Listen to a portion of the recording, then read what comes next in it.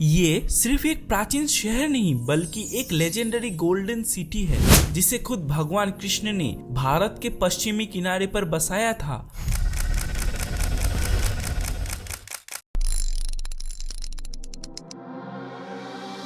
द्वारका या द्वारिका या द्वारावती के रूप में प्रसिद्ध भारत के 7 पवित्र शहरों में एक, अन्य 6 है मथुरा, अयोध्या, काशी, कांचीपुरम, अवंतिका, उज्जैन एंड पुरी, जो सप्तपुरीज कहलाते हैं। इस शहर के साथ जुड़ी हुई है प्राचीन कहानियां, रहस्य और अद्भुत आस्था।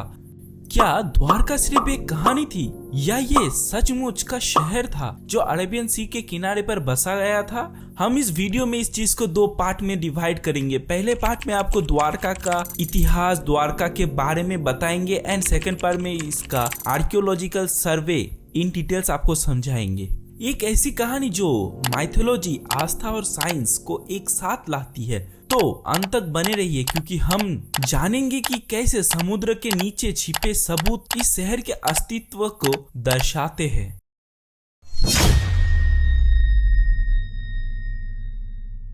कृष्णा एक महान भगवान, एक दोस्त, एक रक्षक, एक प्रिय और एक राजा। हर व्यक्ति के नजर में भगवान कृष्ण का एक अलग रूप है और कहा जाता है कि भगवान कृष्ण ने अपने लोगों के लिए समुद्र से रिक्लाइम लैंड पर एक शहर बनवाया था जिसे हम द्वारका कहते हैं। भगवान कृष्ण का जन्म मथुरा में हुआ था और उनके मामा कंस ने मथुरा पर राज्य किया था, लेकिन कंस एक अत्याचारी राजा था और कृष्णा ने उसे समाप्त कर दिया। कंस के मारने पर उसके ससुर और मगध के राजा जरासंध ने मथुरा पर आक्रमण करने का फैसला किया। उसका मकसद अपने दामाद की मौत का बदला लेना था। जरासंध बहुत शक्तिशाली राजा था और उसके पास एक बड़े और सामर्थी सेना भी था। कृष्णा ने मथुरा को जरासंध के कई बार आक्रमण से बचाया, लेकिन बार बार के युद्ध में मथुरा के लोगों को बहुत तकलीफ हो रही थी और रिसोर्स भी कम हो रहे थे। कृष्णा समझ गए थे कि अगर मथुरा पर और भी आक्रमण होते तो उनके लोग और ताकत नहीं झेल पाएंगे। फिर कृष्णा ने ये फैसला किया कि मथुरा से दूर एक नई और सुरक्षित जगह पर अपने लोगों को बसाया जाए। उन्होंने एक प्लान बनाया कि वो समुद्र के पास एक नया शहर बसाएंगे जो न सिर्फ एक अच्छे राजा के रूप में उनके लोगों के लिए सुरक्षित हो बल्कि दूर रहने के कारण दुश्मन के आक्रमणों से भी बचा रहे। इस नई जगह को बसाने के लिए श्री कृष्णा ने समुद्र देव से कुछ जमीन का अनुरोध किया और समुद्र देव ने उन्हें 12 योजन जमीन दी जो लगभग 773 स्क्वायर किलोमीटर के बराबर है। सोचिए ये एरिया कुछ छोटे देशों और राज्यों से ही बड़ा है। जैसे एक देश है माल्टा जो कि 316 स्क्वायर फीट किलोमीटर का है, तो द्वारका उससे 2 गुना बड़ा है। इस प्रकार कृष्णा ने एक सुखद और सुरक्षित शहर का निर्माण करवाया और इसे बनाने में विश्वकर्मा जी का योगदान था। द्वारका को बसाने के लिए भगवान कृष्ण ने विश्वकर्मा जी को बुलाया जो एक महान आर्किटेक्ट है। विश्वकर्मा ने कृष्णा के कहने पर एक अद्भुत और सुंदर शहर का डिजाइन किया जो समुद्र के किनारे पर था और आइलैंड पर बसाया गया था। द्वारका में बड़े और सुंदर महल, ब्रॉड रोड्स, गार्डन्स और लगून्स थे। विश्वकर्मा ने इस शहर को किसी राजकीय सपने की तरह बनाया और इसे इतना सुरक्षित और सुंदर बनाया कि ये शहर अपनी खूबसूरती और व्यवस्था के लिए प्रसिद्ध हो गया। तो अब हम बात करेंगे द्वारका के स्ट्रक्चर जो हमारे पुराणों में वर्णित है। प्राचीन शास्त्रों जैसे श्रीमद् भागवत पुराण, महाभारत, स्कंद पुराण, विष्णु पुराण में द्वारका का बहुत डिटेल्स वर्णन है कि द्वारका एक प्लेन सिटी था जो 6 अलग सेक्टर में डिवाइडेड थी जिसमें रेसिडेंटल, कॉमर्शियल एरियाज थे।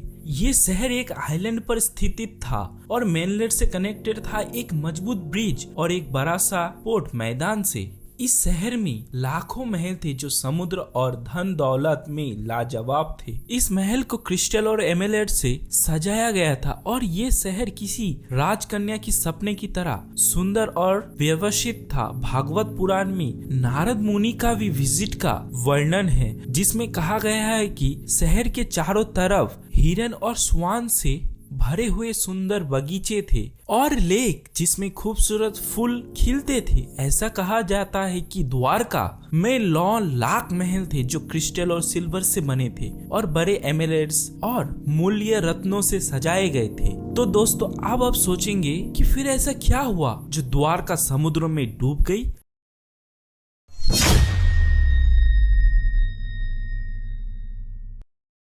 इसके कारण में 2 कहानियां प्रचलित है, जिसमें गांधारी जी जो कौरव की माँ थी, उन्होंने महाभारत युद्ध के बाद कृष्णा को श्राप दिया था। गांधारी ने कहा था कि कृष्णा के पास युद्ध को रोकने की शक्ति थी, पर उन्होंने नहीं रोका। इस युद्ध में उनके 100 पुत्रों का विनाश हो गया। इस दुख और गुस्से में गांधारी ने कृष्णा को श्राप दिया कि उनके अपने यादव वंश का भी इसी तरह विनाश होगा। और दोस्तों एक और कहानी, जब ऋषि दुर्वासा नारद मुनि द्वारका में अन्य ऋषि के साथ आए थे, तब द्वारका के युवा जो कि श्री कृष्ण के पुत्र पौत्र थे, उन्होंने ऋषि दुर्वासा के साथ परिहास करने का सोचा। जहां पर शाम को एक लड़की के वेश में, जो कि एक गर्भवती महिला के वेश में, ऋषि दुर्वासा के सामने गए और उनसे कहा कि आप इस बच्चे का भविष्य बोले। और दोस्तों ऋषि दुर्वासा ने गुस्से में उनको श्राप दिया कि ये ही बच्चा उनके कुल का विनाश होगा। और दोस्तों सांब के गर्भ से एक मूषल का जन्म हुआ, जिसका कारण से यादव वंश का विनाश हुआ। भगवान कृष्ण के पृथ्वी से चले जाने के बाद ये दोनों श्राप सच होते। यादव वंश में घना युद्ध हुआ और सब आपस में एक दूसरे को मार कर खत्म हो जाते हैं। और दोस्तों ये सब देखकर बलराम जी भी बहुत मायूस हो गए। उन्होंने जल समाधि ले लिए थे। उसके बाद भगवान कृष्ण ने एक वन में जाकर विश्राम किया और उनके पैरों पर तीर से एक शिकारी जराज हमला कर दिया है। उसके कारण से भगवान कृष्ण वैकुंठ धाम चले गए, ये पृथ्वी छोड़कर। भगवान के पृथ्वी छोड़ते ही समुद्र का जल स्तर बढ़ने लगता है और द्वारका को अपने अंदर समेट लेता है। अंत में द्वारका समुद्र में डूब जाती है और एक कहानी बन जाती है। क्या द्वारका सिर्फ एक मैथिक थी या इसके पीछे कुछ सच है? क्या एक ऐसे शानदार नगर का अस्तित्व सचमुच था? अब हम इसके अगले भाग में आर्कियोलॉजिस्ट द्वारा किए गए सर्वेस पर नजर डालेंगे, जो कृष्णा के शहर के अस्तित्व को दर्शाते हैं।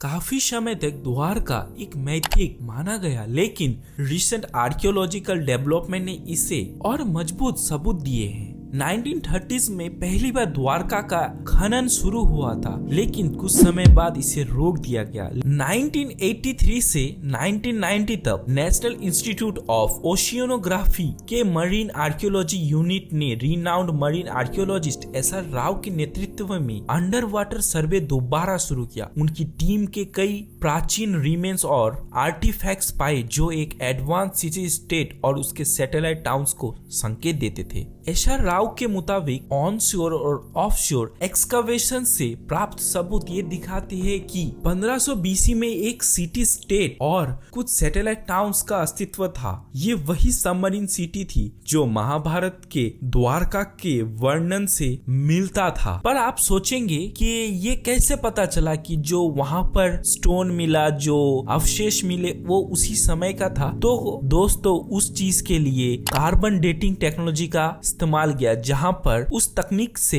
ये पता चलता है कि वो कौन से समय के अवशेष है।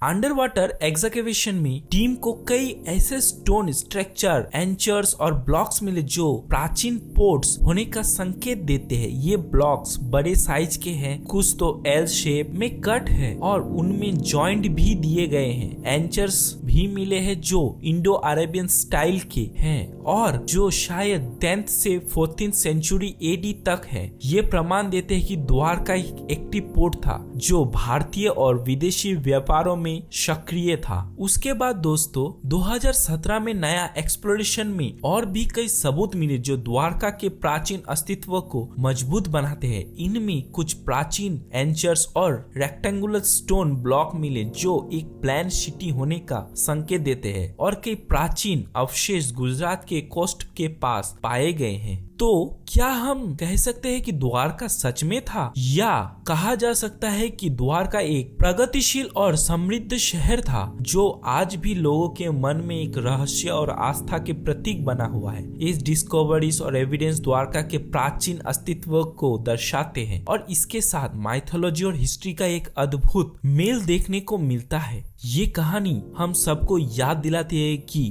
कई ऐसे शहर और संस्कृतियां जो अभी सिर्फ कहानी और किताबों में है।